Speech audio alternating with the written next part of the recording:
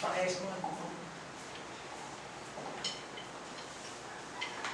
Okay, nung nakaraan po, ang pinag-aralan natin yung araw. Mineditate ko uli yun at minulay-bulay at doon po ay nagkaroon ako ng konklusyon na kung ano yung pag-aaralan po natin. Dahil ang gusto ko po talaga ay nakasentro sa pinagagawa sa atin ng Panginoon sa taong ito. Yun ang malakaran natin, yung kanyang perfect will para mas maging productive, mas maging malawak tayo, at yung mga dinilisyan ng puso natin ay makuha po natin ngayong taong ito. Sa pagkakaunawa ko, katulad ng Propeta Elisha, nakukulangan siya dun sa hari kay Hosea, na bakit 3 palasulang ang binitawan niya.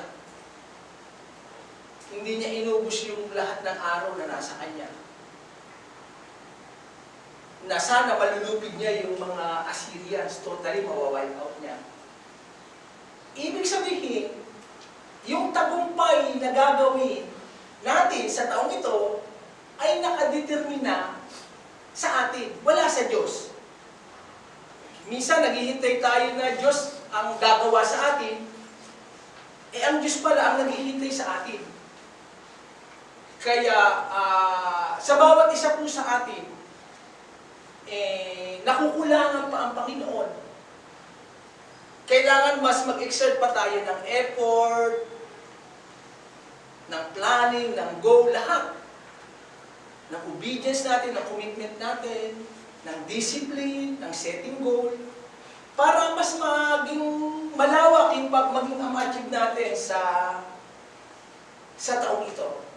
Okay. At alam ko po, yan po rin ang ninanasa po ng bawat isa sa atin. Na naghahanap tayo ng iba pang resulta, okay, ng achievement sa atin. Kahit tayo mismo nakukulangan sa nangyayari sa buhay natin. Kaya ginagay tayo ng Panginoon. Okay? Kaya isa sa araw na pakakawalan natin ngayon, yun ang pinag-aralan ko, itong Daniel Pass. At itong January, ang pinakamagandang mag-first fruit na gumawa ng lahat ng bagay, na mag-planning, mag-set ng goal, para mula January po hanggang December ay tagumpay po tayo sa lahat ng ating ginagawa.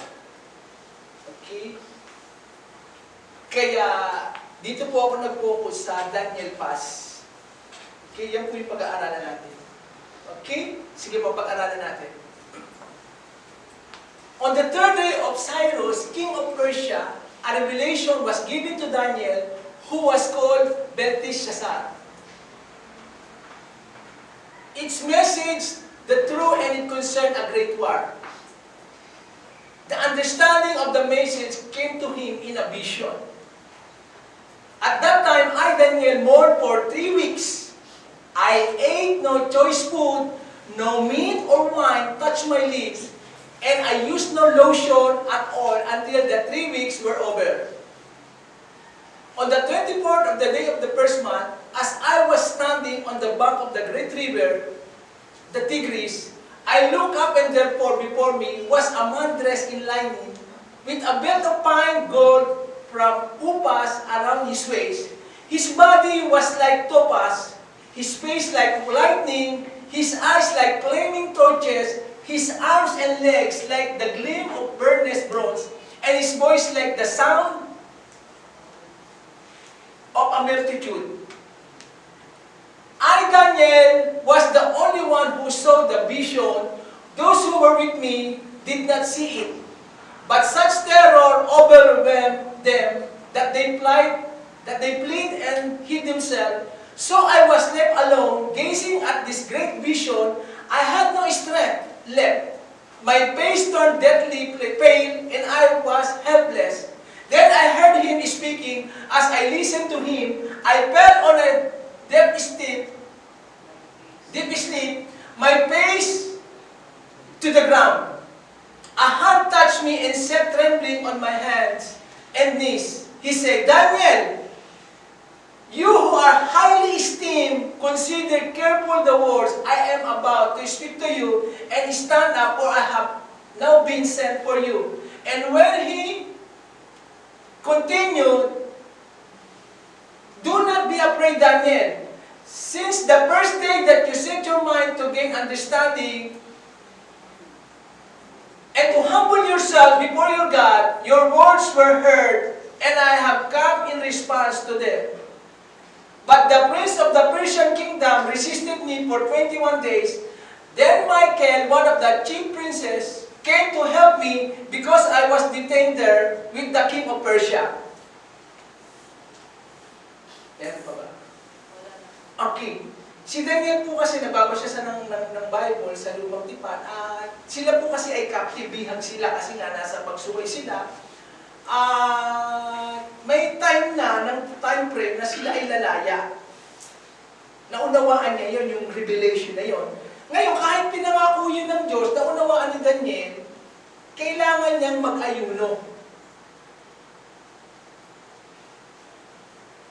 ng 21 days. Di ba sabi, hindi man lang may lift, di na-touch, wine, mga sweetening. Ang kinain ni Daniel ay gulay lang at saka mga prutas. Yun po yung Daniel fast. Okay, medyo magaang siya, madali, pero mahirap din. Dito at least kakain ka.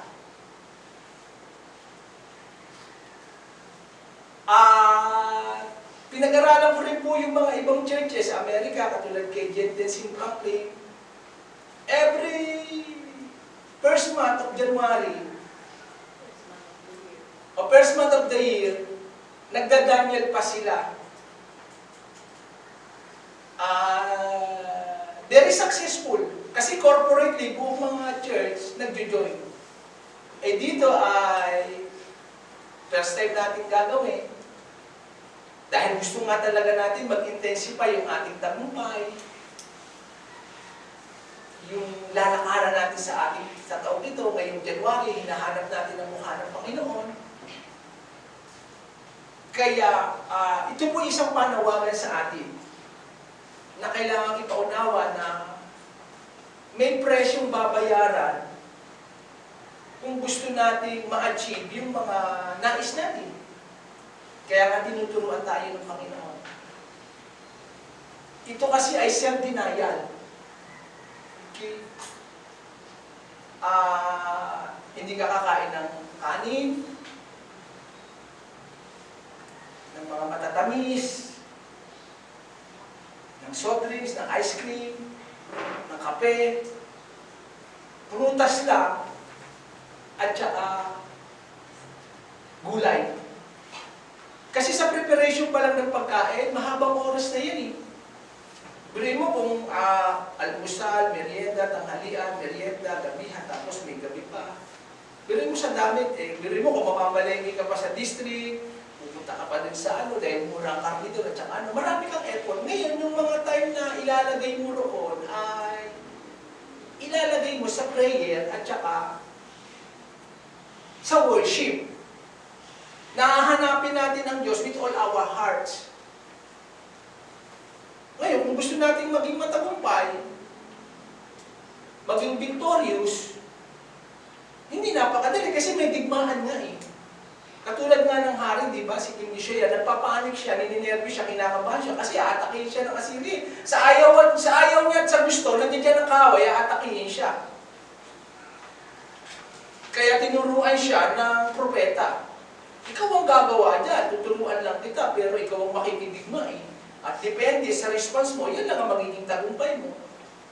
Kaya napakaganda po kung tayo ay magkakaisa na magda-Daniel fast. Okay? Kasi kamatayan sa sarili ito eh. At syempre, mas magmumor ka sa Word of God, sa prayer, sa worship, wala mo ng TV. Okay? Kasi i-deny mo yung mga pleasure eh. Tsaka yung mga mga balita dyan na hindi naman nakakatulong sa buhay natin, na i-deny mo siya. Kaya nga yung mga Koreano pumupunta sa prayer mountain eh. Kaya nga si Jesus sa wilderness na nanalangin at nag-aayuno. Si Moises na, di ba, pumunta pa sa Mount Sinai. Kasi ngayon maraming distraction. Maraming distraction na hindi tayo, gusto ng Panginoon, makapokus tayo sa Kanya. Manghihina yung flesh natin, yung craving. Pero lalakas yung ating espiritu. Kaya kahit maliliit na bagay, nagiging sensitive tayo, naririnig natin. At kahit yung maliliit natin kasalanan, ay, ano natin yan. Kasi kapag hindi po tayo nananalangin at nag-aayuno, laging napipid yung flesh natin. Siyempre, babad tayo sa mga lust of the eyes. Mga negative na balita, yan lagi ang napipig natin, napakikinggan, napapanood. Tapos yung espiritu natin, kulang tayo sa prayer, sa worship, sa word of God. Kaya tayo puno ng takot, ng pagdududa, ng unbelief. Kasi napipig yung flesh natin eh. Panay ang kain ng flesh natin. Ngayon, dito sa Daniel Pass, kahit tayo ay nagtatrabaho, magagawa natin. Okay? Na basta nakapokus ka. Ang mahalaga, tinitignan ng Panginoon yung discern ng puso natin. At saka, medically speaking, nakakatulong yung fasting. Sa akin nga, nakakatulong sa hilap ng tiyan ko eh. Kasi kapag puro ka ba naman karne, siguro nung New Year at saka ng Pasko, puro kayo karne. Si Gilbert nga, binigyan kami ng sandaming lechon eh. Ilang araw namin kinahain pa yun. Dinor-to-dor pa yung lechon. Na talagang, inano pa talaga. O, siyempre, yung sasakyan nga, di ba kailangan i-change oil? Pag 5,000 na tinakbo niya, pag 10,000, kailangan mo nang iyan. Kasi kapag hindi, magkakaproblema yung makina. Kahit yung tricycle, kailangan i-change oil yan. Ganun din tayo, kailangan ng cleansing.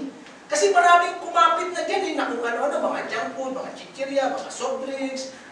Kailangan malinis yan. At hindi ipag-uutos ng Diyos yan kung makakasama sa atin. Alam ng Diyos ang ginagawa niya.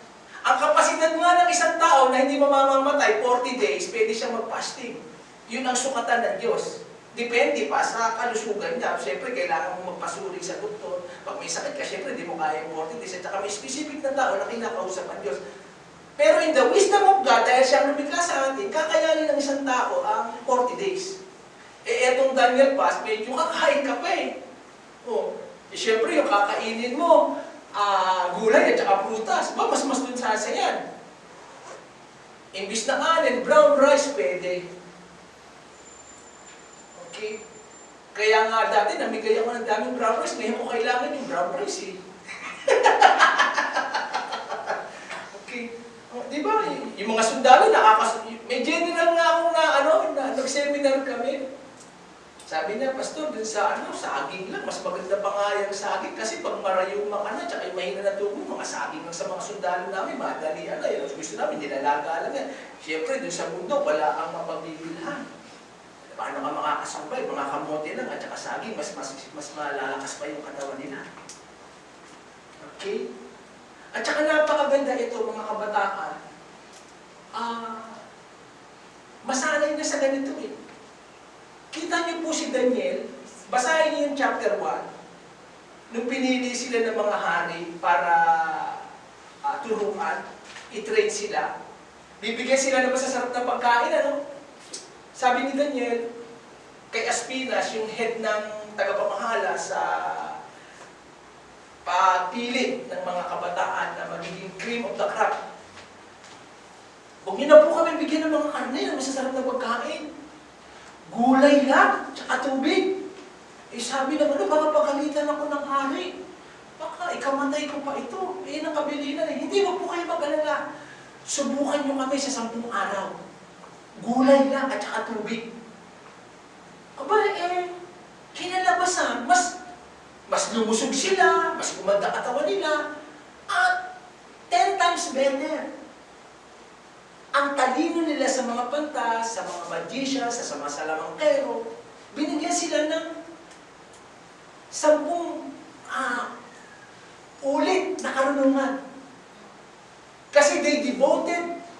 themselves, they consecrate themselves na hindi kami kakain ng mga inihahain sa Diyos ha.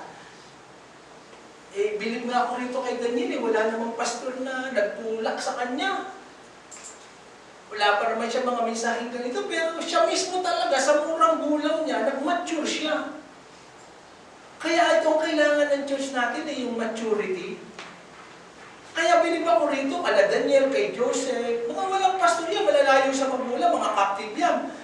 Hindi pa kumpleto ang Bible nun, wala pa masyadong impormasyon, pero mga nag-mature sila, bata pa lang.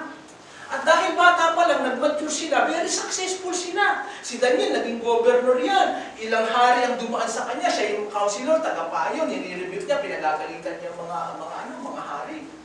Ginamit siya mightily. Kaya kailangan po dito sa church, yung madaling sumunod, yun ang nagiging mabilis mag-mature. Okay? Kaya, mahalaga yung puso natin na i-desire natin. Yung strong desire. Yung parang kay Jacob, Lord, hindi kita bibitawan hanggang hindi mo ko i-bless. Sabi ng anghel dun sa hindi, magbubukang liway-way na, bibitawan mo na ako. Sabi niya, hindi kita bibitawan. Magkamatayan na, magkabali-bali na, hindi kita bibitawan. Ganun po dapat ang desire natin ngayong taon eh. At saka, mahirap din po kasi na nasa stage ka na ng maraming blessing. Yung nasa sayo na lahat. Tapos nawawalan ka na ng desire sa Panginoon. Dangerous din yan eh. Yung sa panahon ng kasaganaang anak, nasa sayo na ang lahat, blinis ka na ng Panginoon. Tapos yung puso mo nalamig na sa Panginoon. Hindi mo na siya sinisik, nakukontento ka na. Ang masama pa nun, mas marami ka ng time dun sa blessing kaysa nagbigay ng blessing. Kaya sinasabi ko nga sa pamilya ko na ito sa panahon ng kasaganaan natin, huwag mawawala sa puso natin yung uhaw, yung gutom, yung intimacy sa Panginoon. Kasi pagpapakita yan ng walang gratitude. Na porkit pinagpala ka na, blinis ka na, nasa sayo na lahat, nawala na tayo ng desire na hanapin pa ang Diyos, na nasatisfy na tayo. Very dangerous yan. Kung hindi tayo kayang hilahin ng kaaway pababa, hihilahin ka niya pataas, yung ating pride. Yung naging complacent na. Nasatisfy na, pabanjing-banjing na, okay naman na eh. Na-achieve ko naman na eh. Andiyan naman na, wala naman akong pangangailangan, okay naman ako eh. Mapanganib rin po yun. Ang napakaganda, sa panahon na ikaw ay lalong binibless ng Panginoon, the more mo siyang hinahanap. The more mo siyang sinasamba. The more mo siyang minamahal, pinaglilingkuran. Pagpapakita na mahalaga siya sa iyo kaysa sa mga bagay na ibinigay niya sa iyo. At saka napakahalaga talaga yung mabuhay tayo ng fasted life. Yung every week may fasting. Kasi nga, nabubuhay yung ating flesh eh. Ang daming distraction ngayon, ang daming temptation ngayon. Ang daming chismisan dyan. Pag wala tayong self-control at saka self-discipline, buhay na buhay yung mga flesh natin. Kaya, ang tagumpay natin, magsisimula sa kung gaano tayo ka-desire, yung strong desire natin. Willing ba tayong magbayad ng presyo? Yung self-denial. Kasi kung masasagot natin ang lahat ng ito, hindi mo na kailangang itulak o pilitin. Ikaw mismo gagawa. Lalo na, inuutusan tayo ng Panginoon. Sabi nga ni Jesus, when you fast, ini-expect ng Panginoon na tayo ay mag-aayuno. Okay? At yung pagpapasting natin, mapupulfill natin yung utos ng Diyos to love God. and to love your neighbor. Kasi si Daniel magpapasing hindi lang naman para sa kanyang sarili. Magpapasting siya para sa kanyang mga kababayan. Eh si Daniel, ang ganda na ng kalagayan niya promoted na yan, nasa palasyo. Kung ano man ang hingin niya sa hari, automatic ibibigay. Pero hindi ganun ang concern ni Daniel. Ang concern niya, yung kanyang bayan na makalaya. Sa kasalanan, sa kahirapan, sa pagkabihan, sa kahihiyan. Kaya siya ay nag-set. Nag-mourn nga siya, nagdalamhati. Namamasan-masan ng luha ang kanyang mga mata dahil nakikita niyang kasalanan ng kanyang mga kababayan. Okay. Kaya may ginawa siyang pagkilos. O, di ba sa church natin, marami nanlalami, tinatamad, ang hirap, ang hirap. Eh, digmaan yan between spirit, between devil. Nakukuha talaga yan sa pananalangin, pag-ayuno. Idagdag pa natin yung mga mahal natin sa buhay, yung asawa natin, yung anak natin, yung kapatid natin, yung mga pinsan natin, yung kapitbahay natin. Sino ang magiging concern sa kanila? Sino magmamalasakit sa kanila kung hindi tayo? Hindi naman tayo nagkakatipon lang dito kapag linggo para maging komportable sa napakagandang facility, may aircon, nakaupo tayo rito. Ang gaganda ng mga revelation na tinuturo sa atin, yet wala tayong response, wala tayong reaction. Okay? Kaya, isa pang dahilan bakit kailangan natin ng Daniel Pass. Next slide.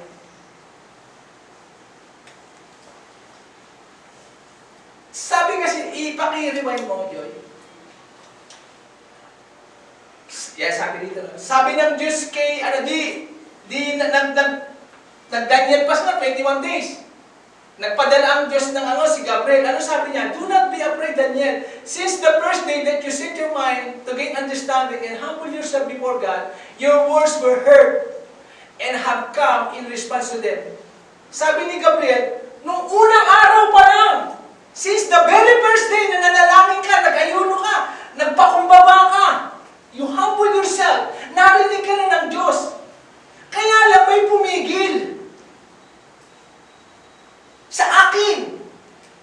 Kasi labanan yun in unseen spiritual realm, hindi natin nakikita, may pumipigil, may humarang. Kaya, yung devotion ni Daniel na nananalangin ng 21 days, nagpadala uli ang Diyos ng chief prince, Michael. Para, habang naikipaglaban si Gabriel, tutulong si Michael para si Gabriel makapenetrate, makalusot. Eh paano kung tumigil na si Daniel, 3 araw pa lang, tinamad na siya, eh hindi niya nakikita, may nagdidigmaan doon, di natalo yung anghel. Kaya tayo, pag ginagawa natin itong Daniel Pass, katulong natin ang mga anghel para dalhin yung sagot sa panalangin natin. Yung mga breakthrough, yung mga opportunity. Hindi ang Diyos ang pumipigil. May kaaway tayo. Okay? Na kailangan nating malaman. Naunawaan po natin. Sige, balikan natin yung mga verse. Ephesians chapter 6 verse 12. For our struggle is not flesh and blood, but against the rulers, against the authorities, against the power of dark world, and against the spiritual forces of evil in the heavenly realm. Ang kalaban daw natin ay hindi laman o dugo, hindi tao. Ginagamit lang ng kaaway yung tao, maaring kapitbahay mo, kasama mo sa trabaho, kasama mo sa bahay. Eh, di ba si Peter na ginamit ng kaaway kay Jesus? Eh, nung una sabi ni Peter kay Jesus, o sino ba ako sa sinasabi nila? Sabi nila, ikaw raw si Elijah, ang propeta, ikaw si ano. Pero sabi ni Peter, hindi, you are the Messiah. At sabi ni Jesus, nireveal ito ng ng Diyos Ama sa iyo. But the following verse, sabi ni Peter, Panginoon, hindi po kayo dapat mamatay sa krus. Hindi niyo dapat gawin yan. Bili mo, kanina, nire-reveal niya na si Jesus ang Messiah. All of a sudden, nagamit siya ng kaaway na huwag na pumunta sa krus ng Kalbaryo. Pinipigilan siya. Okay? Kaya may mga kalaban tayo na ginagamit ang kaaway. Yung mga powers in the dark world. Yung mga hadlang sa mga prayer natin. Bakit hindi makapenetrate? Nag-i-struggle tayo. Si Job nga Diba? Kung babasahin natin, babalik-aralan natin si Job. Matuwid naman tao si Job. Maayos. Pinagmamalaki ng Diyos. Sabi ni Satan, paro at pari ito, harap ng Diyos sa langit. O napansin mo ba si Job? Wala siyang kapari sa balandang lupa. Napagtripan ni Satan si Job. Kaya ka lang naman pinaglilingkuran ni Job kasi binebless ka Subukan mong alisin yung protection sa kanya. Tsaka ewan ko lang kung sumpain ka niyan. Diba sabi ng Diyos? Sige, gawin mo sa kanya ang lahat. Huwag mo lang siyang papatayin.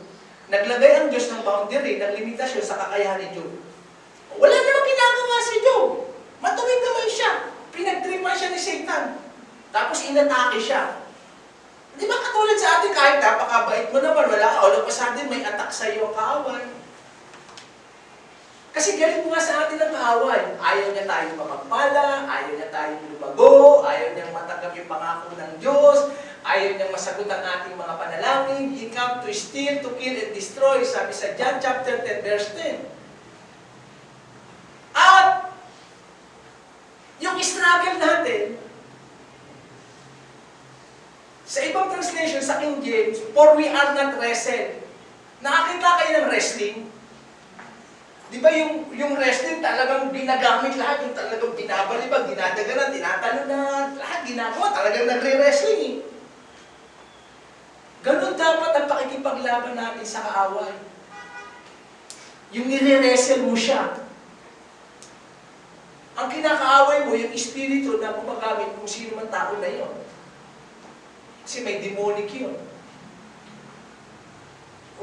Paano natin i-wrestle yun? Binigyan tayo ng kapangyarihan ng Diyos, yung pag-aayuno, yung pananalangin. Yun ang pinakamabisa, the powerful weapon that God given to us. Okay? Bakit yung mga anak natin, ang tigas na ulo, hindi natin may sama sa church? Kasama natin sa opisina, kapitbahay mo, at sari-sari, iba pa ito sa ibang problema. Relasyon ng mag-asawa, mga pangkabuhayan natin, at dami nang gugulo siya. Tapos wala tayong gagawin, magtatagumpay siya. Okay, next verse. 1 Peter chapter 5, verse 8. Be alert and of severe mind. Your enemy, the devil, prowls around like a roaring lion, looking for someone to devour. O sabi ni Peter, maging alerto kayo. Di ba? Pag sundalo ka, dapat alerto ka. Nandiyan dyan yung kalaban. Maging severe ka, yung isip mo kailangan matalas. Bakit?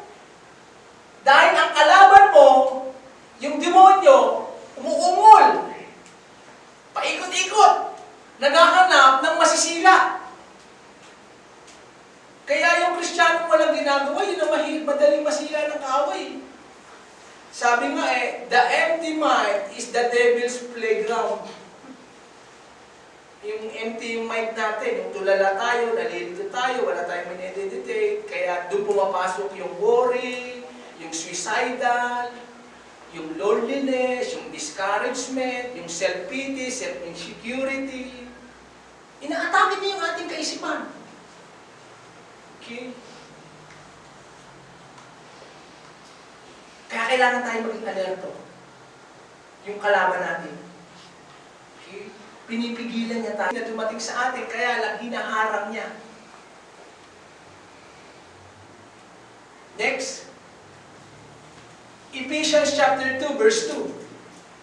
In which you used to live when you follow the ways of this world and of the ruler of the kingdom of the air, the spirit of who now at work in those who are disobedient. O nakanino raw yung ruler of darkness, yung pamamaraan ng mundong ito, yung mga nasa disobedient, nasa pagsuway.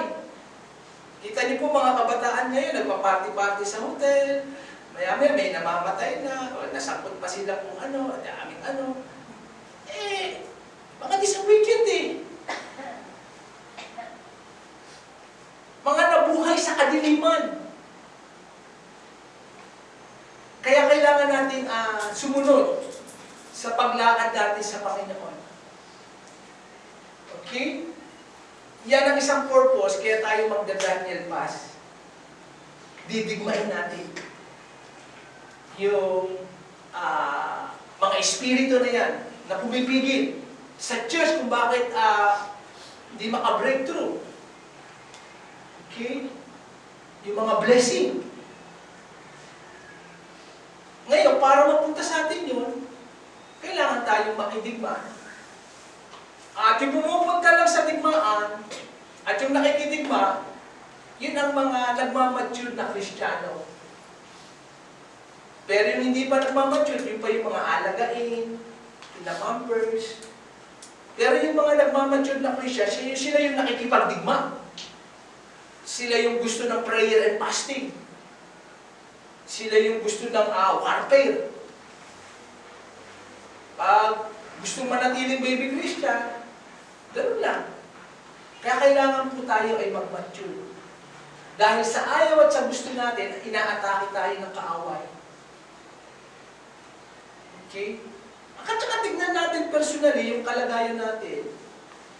Alam ko po, meron mga desire sa puso ng bawat isa na we want more. Kasi yung divine hunger, divine dissatisfaction, ang Diyos din ang naglalagay sa puso natin eh. Na mauhaw tayo sa Kanya. Si Jacob nga kahit deceiver siya, supplanter siya gusto pa rin yun ng Diyos eh. Kasi ang gusto niya naman ay blessing from God eh. Kaya nga siya nakipag-wrestle eh. Kahit siya ay mandaraya, mandurugas, dinaya niya ang kapatid na si Esau, hindi naging lang yun para i-bless si Jacob. Sabi nga ni Jabez, di ba sabi niya, bless me indeed, enlarge my territory. Let your hands be upon me and keep my heart from evil one. Napakaiksing verse sa Bible. Pero sinagot ng Panginoon, kasi nga may desire si Jabez na mag-enlarge sa kanyang territory. Okay? Sabi niya, minimentor ko itong mga anak ko. Nung last, nagkaroon ng revelation, Ecclesiastes na chapter 9, verse 14. Sabi ni Haring Solomon, may isang mayamang kinugkog yung syudad. May mahirap doon na matalino, pero hindi siya pinakikinggan. Ini-ignore siya. Sana nailigtas niya yung syudad. Kasi matalino siya, wise siya. Kaya hindi siya pinakikinggan ng mga tao Kasi mahirap siya. Pero kung may sinasabi siya, may respeto sa kanya. Kaya yan po ang dinidesire din natin. Yung wealth, na may purpose tayo, na hindi tayo greedy o selfish. Kasi mas makakapag-influensya ka pa ng tao kung may wealth ka Kung si Manny Pacquiao ba naman nanatiling kargador ng tunayan at pakalat-kalat lang dyan, makakapag-influensya ba siya ng mga politiko, ng mga artista, ng mga iba't ibang uri ng tao sa ibang bansa? Di ba mas makakapag-influensya ka, mas may boses ka, kasi may wealth ka Kaya mali po yung pananaw natin na yung poverty mentality, okay na to, okay na ako rito, makaraos lang, survival mentality. Hindi po yan. Hindi yan na sinasabi ng Bible. Sabi nga ni Jesus, nagpakahirap ako para kayo sumagana. Kayo mahirap sumagana. Kaya huwag natin isarado yung ating isipan. Mas makakapag-influensya ka kapag may wealth at magagamit mo yung for the glory of God. Mas mabuti na yung nire-resist ka kaysa ini-ignore ka. Kita mo kapag mahirap ka, hindi ka pinakikinggan, walang boses. Sino yung pinakikinggan? Yung may influensya, yung may will. Yun po yung dinidesire natin. Kaya tinuturuan ko itong mga anak ko, yung gayahin yung mga ibang kabataan, yung time management. Sa isang oras, dapat ang dami mo nang nagawa dyan. Huwag mong gayahin yung kilos nila. Mabuhay kayong kakaiba sa ibang kabataan. At mo sila gagayahin. Kasi ang mga taong hindi nagsiset ng goal, ang dami nilang sinasayang. Yung oras, yung opportunity. Kaya lumilipas ang taon, the same result, the same situation, ganun pa rin. Kailangan babaguhin po natin lahat. Amen. Nakukuha po ba natin na itong pumipigil na ito? At saka yung prayer and fasting kasi, spiritual discipline yan eh. Sabihin natin kakain ka nga ng gulay at prutas, syempre yung paplanin yan. Yung pagmamanage mo. Yung mga habit natin. May mga habit tayo na kailangan natin tibagin, alisin. May mga habit tayong dapat nilalagay. Katulad nga ng sabi ko, highly successful people. Alas 4, alas 5, gising na yan, ang dami nang nagawa yan. Tapos bago matulog yan, nagpaplano yan. Sa oras, ingat na ingat yan. Dapat sa ganit, katulad dito po sa church, pag ano ko kailangan alas 5, tapos na ako kung ano mang gagawin ko, uuwi na ako. Dapat ganito, nakaserenum na ako, kailangan matulog ako kasi mag-overwatch pa. You manage your time. Kasi kapag wala tayong goal, kukontrolin ka ng ibang tao na mayroong goal at may dreams. Kasi wala kang specific goal eh. Kaya magpapasabit ka dun sa mga tao may goal at saka may dreams. Nakukuha mo ba natin? Kaya ito yung high time na we pay the price. Sabi nga ni Les Brown eh, if you do what is easy, your life will be hard. But if you do what is hard, your life will be easy. Ibig sabihin, sagayin mo na muna yung sarili mo sa hirap, sa tiyaga, sa prayer, sa fasting. Of course, mahirap yan. Kamatayan sa sarili yan eh. Pero kapag stable ka na, doon ka na mag-enjoy. Kung baga sa aeroplano, take off ka pa lang eh. Pag naka-stable ka na, nakalandutungo ka na, tsaka ka na may ano ka pa eh. Nakukuha po ba natin? Amen! Now, how to prepare the Daniel fast? Okay. Mas maganda po kung nililistan niyo po ito. How to prepare the Daniel fast? Kailangan po kasi natin maunawaan muna. Kailangan malinis muna yung ating kaisipan, yung perspective natin. Kailangan maipaunawa sa atin para tayo mismo, mas gusto natin gagawin. Bakit ko ba ito gagawin, pastor? Yung sinasabi mo, prutas, gulay, walang TV. Paano yan? Kailangan ng katawan ko. Yan ang kaligayahan ko Okay, kaya kailangan na una, spiritual preparation. I-prepare mo yung sarili mo. Yung prayer mo, itaas mo. Kung hindi ka pa nagpipray, sanayin mo sarili mo mag-pray kahit kalahating oras, 1 minute, 1 oras, worship. Sa akin po, 1 oras, worship pa lang yan. Bitin pa yan. At least kailangan 2 oras. Minsan, bitin pa rin yan. Sa una lang po yan, yung mahirap sa laman. Pero pag mag-i-enjoy ka na dyan pagkain, parang sa umpisa, parang wala sa panlasa mo, pero pag nagustuhan mo na, hinahanap-hanap mo na. Ganun rin lang yan. Yung paggigising ka sa umaga, magpe-pray, mag-worship. Sa umpisa lang yan, maano sa katawan. Kasi nga, ang bigat ng katawan natin, hindi tayo nasasanay na gumising ng maaga. Pero kapag ka nasanay na yung katawan mo, naging lifestyle mo na yan, ang sarap niyan. Yung inu-worship mo ang Panginoon, na sinasabi mo sa Kanya, Lord, bumaba ka, kalungin mo ako, yakapin mo ako, Lord. Pinapadama ako, pinapahayag ko sa iyo pagmamahal ko. Hahanap-hanapin mo na yan. At kapag ka, hindi ka nakapaglaan ng oras sa Panginoon, parang nangihinayang ka. At minsan nga parang kulang ang araw mo pag hindi mo siya nakaliigi. Kaya, napakahalaga, ipapray natin ang ating sarili. Preparation, na tayo ay maging matabang lupa na pinagtataniman ng salita ng Diyos. Parang magsasaka. Di ba gusto niyang humarbest? Ipiprepare niya muna yung lupa. Bubungkalin niya. Sa Pangasinan, kinukuliglig pa yan, dinudurog. Bago niya itanim. Kaya napakahalaga, ipag-prepare muna natin. Ako, prepare ko muna. Bukod sa tuwing Sabado, nagpa-fasting na kami. Bukod pa diyang Kylie, pinag-pray ko. Sabi nga ng mga kapitbahay namin, Pastor, nangangayat ka na, ibang ano. Okay? Ipag-pray. Yung sarili natin na gagawin. Lord, tulungan mo ako na magawa ko itong Daniel Pass. Ayoko po ng ganitong kalagayan. Gusto ko ng breakthrough. I desire more of you.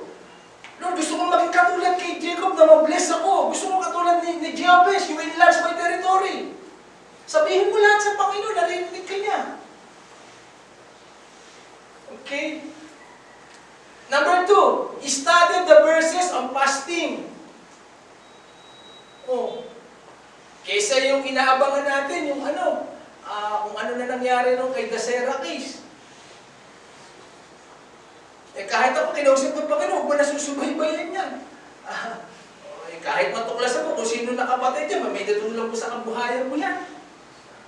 Yung mga gano'n, kailangan, yun, palitan. Ng verses. Di ba kaya nga sa 90-day challenge natin, may meditation? Yan ang babasahin natin.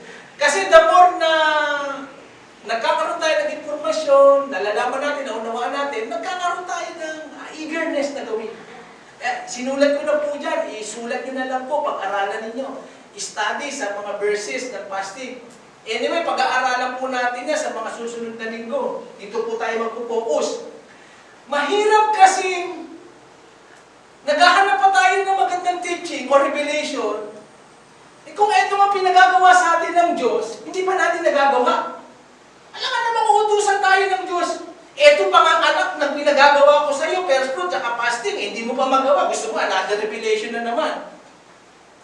Di ba si Abraham, hanggang hindi niya iniiwan sila at hindi siya kinakausap, inutusan na siya ng Diyos sa Genesis chapter 12. Iwan mo lahat ang lupa mo, ang kamag-anak mo, sinama niya sa Lot.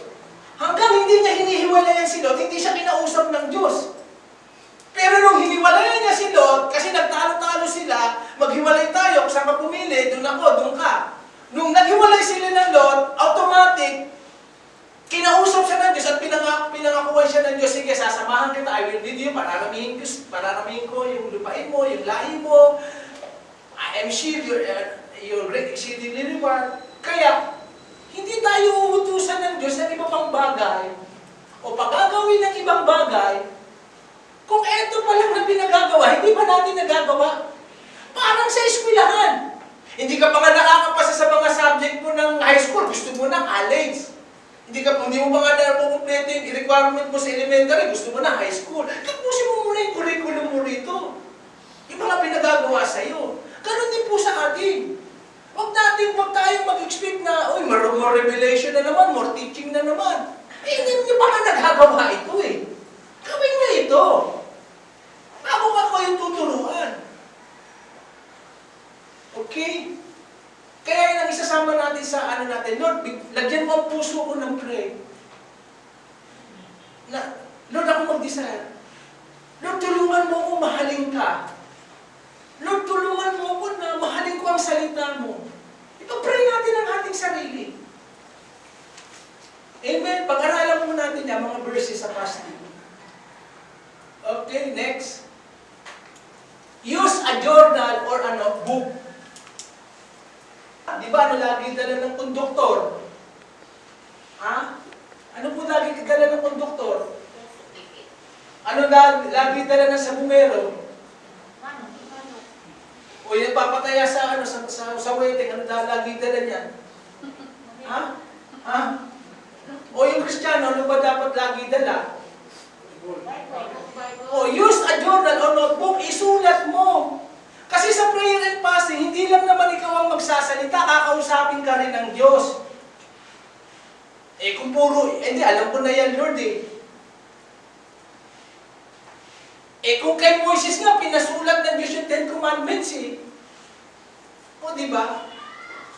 Eh si Moises na, sa bato pa. Sininsil niya. Yung una, ang Diyos ang gumawa, yung finger of God. Nung pangalawa, si Moises na yung tumapyas.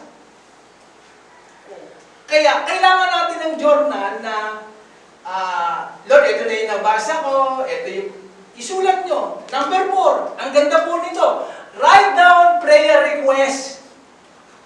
O, isang purpose, ano ba yung prayer request? Lord, ano ba yung, ito yung gusto ko, Lord eh.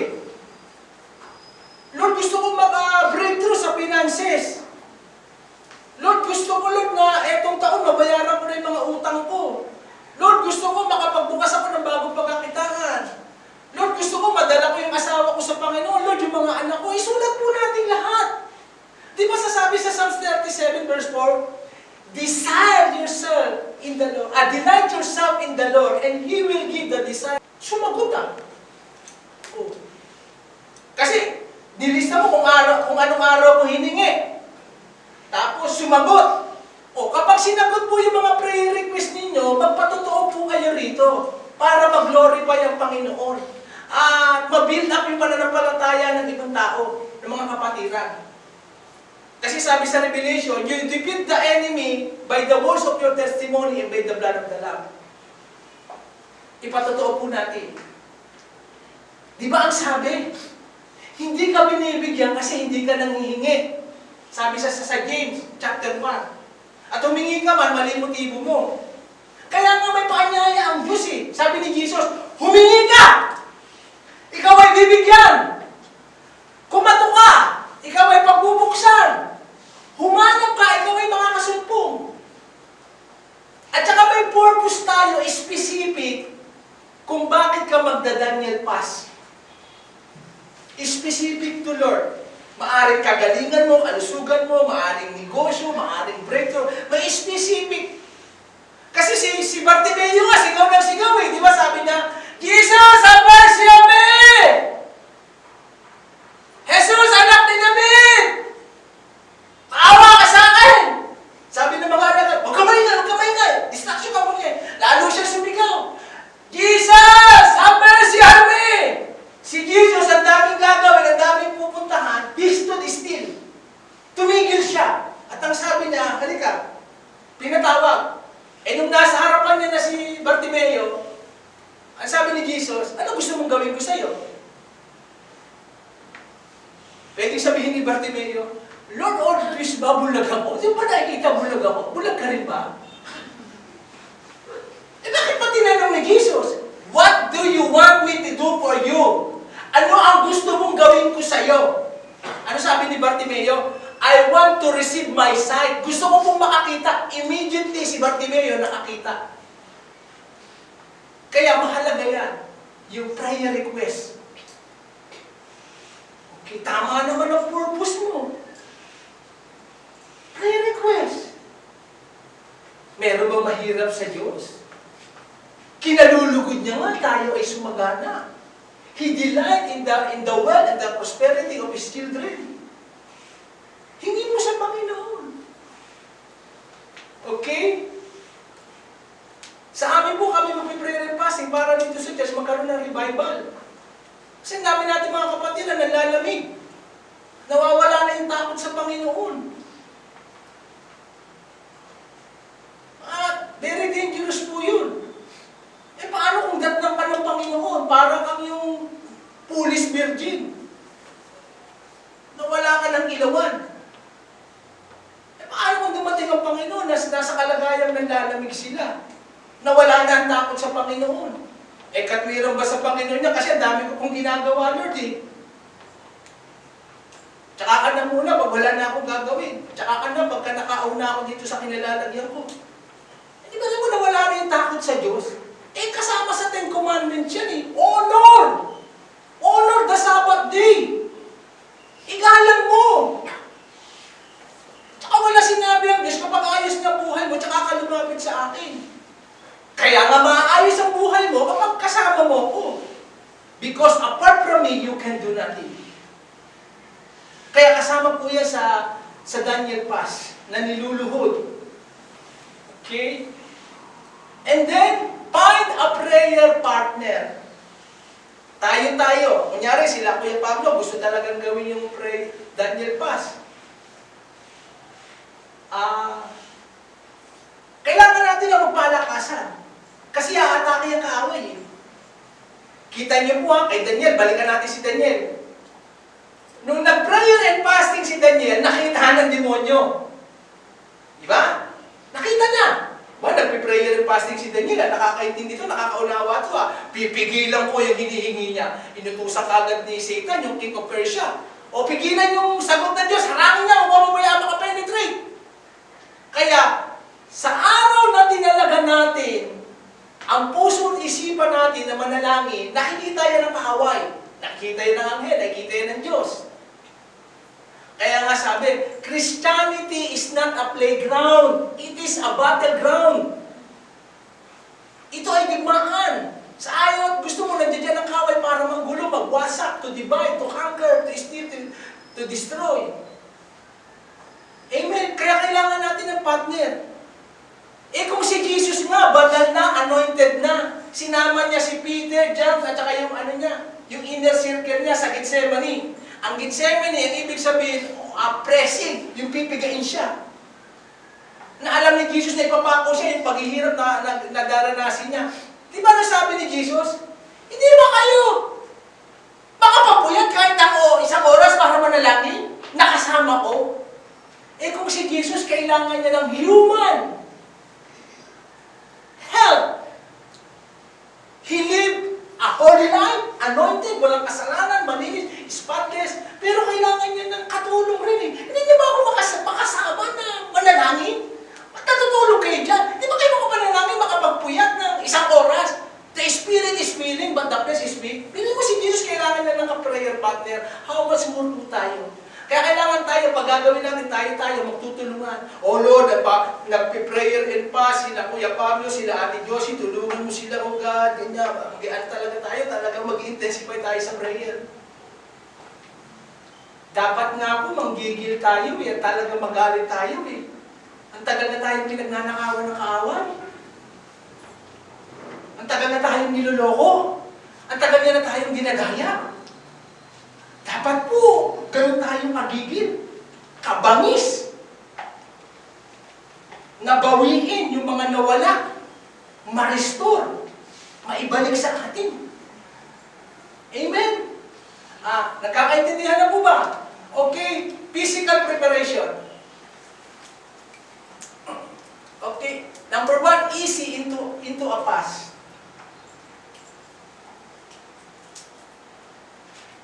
Itong tinuturo ko po sa inyo ay, ni-research ko rin po yan sa isang simbahan, kay Jensen Franklin. I-search niyo po yan sa YouTube. Na sila yung gumagawa niya, natututo tayo sa kanila. Kasi first time nga natin gagawin. Easy into a fast. Ibig sabihin, huwag mong isipin na ang pagpapasting ay madali. Ibig sabihin, gawin mo lang napakadali sa'yo. Yung hindi ka nag-struggle, hindi ka nabibigatan. Ibig sabihin, talagang wholeheartedly. Kasi kapag hindi mo talaga din-devoted, si Satan tutoksuhin ka. May nagyaya sa'yo, Jollibee, ice cream. Wala naman nakakakita, wala naman si pastor temptation yan Wala naman nakakita sa akin Jollibee na to, sayang na to, tsaka ice cream na to. Kaya tayo mismo, kita niyo si Daniel, he humbled himself. humble himself, talagang nagpakumbaba siya sa Diyos. Kasi ang kabaligtaran ng humbleness or humility ay proud. And God resists the proud, but He gave grace to the humble. Nagpakumbaba siya. Okay? Kaya maraming temptation dyan. Oh, wala naman si Pastor, wala naman nakakita, di manood muna ako ng TV. May sinusubaybayan ako rito tuwing gabi at saka tanghali. Wala na yata akong kakampi rito. Mga kapatid, kamatayan sa sarili po itong tinutukoy ko. Maliban ang binhi malaglag sa lupa at mamatay, hindi makakapamunga. Our struggle is within ourselves. Okay? Kaya gawin mong napakadali sa iyo. Tao sa puso. Lord, gagawin ko to personally, devotion ko, commitment ko para sa iyo. Kaya sa akin, saging, ay sasarap nga ng kakainin mo eh. Saging, pakwan, mangga, papaya, yung kalabasa, gawin mong soap. O plan your meals. Sili, pinagkano ko na yan. Bumili ka na ng mga ano dyan. Sabi, kamote, okay na ako dyan. Okay, wala munang kape. Okay. Lahat ng matatamis, wala muna. Ang maging matamis sa iyo, yung pagmamahal mo kay Jesus. Okay. Number 3, make a grocery list. Magplano ka. Sabi nga nila, paano itong mga anak natin, kakayanin natin paano itong mga ito. Sabi ko, si Stephen, hindi naman halata yan kahit isang buwan mag-fasting niya.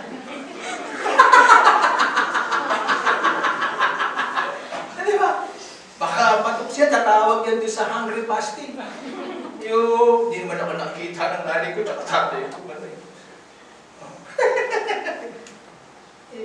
Kaya ngayon nga, ang tanong dito, gaano ka pa ka-desire na gusto mong magtagumpay ngayong taon? Kasi nakukulangan sa atin ng Diyos eh. Kung sa hari nga, nakulangan eh. Ilang palaso ba ang pakakawalan mo ngayong January? At huwag tayong mag-expect ng result.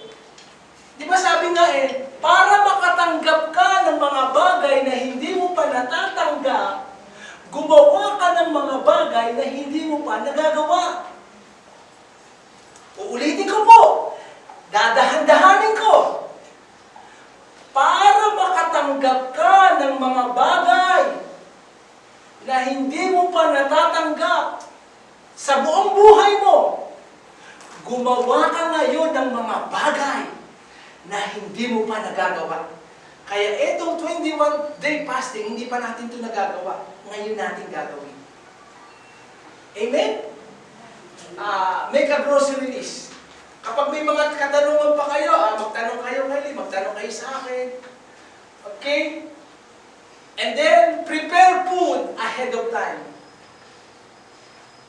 Okay? Kasi 21 yan eh. Paano kung si Daniel tumigil na ng isang linggo? Si Gabriel, uuwi na sa langit, babalik sa langit.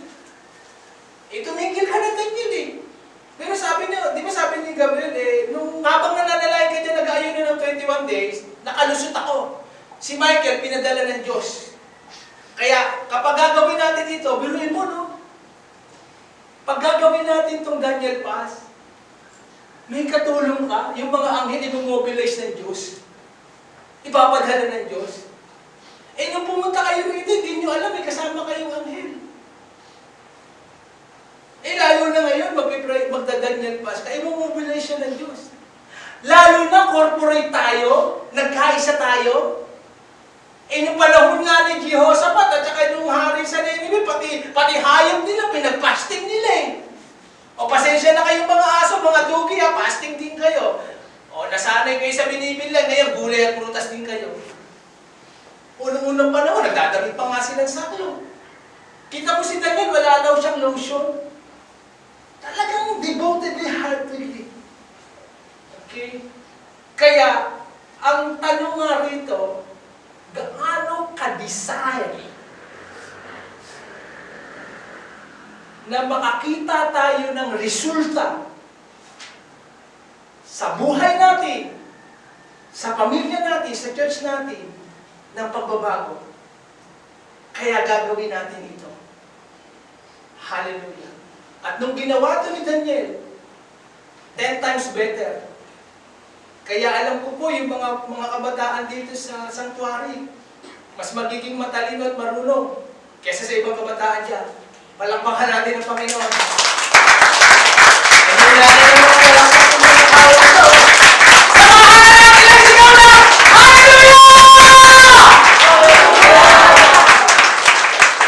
Amen po. Amen. Naniniwala po ako, ginagayad tayo ng Panginoon. Ito yung pinagagawa ng Panginoon. Sabi ng Panginoon sabi kayo makakita ng resulta, then, let's do it.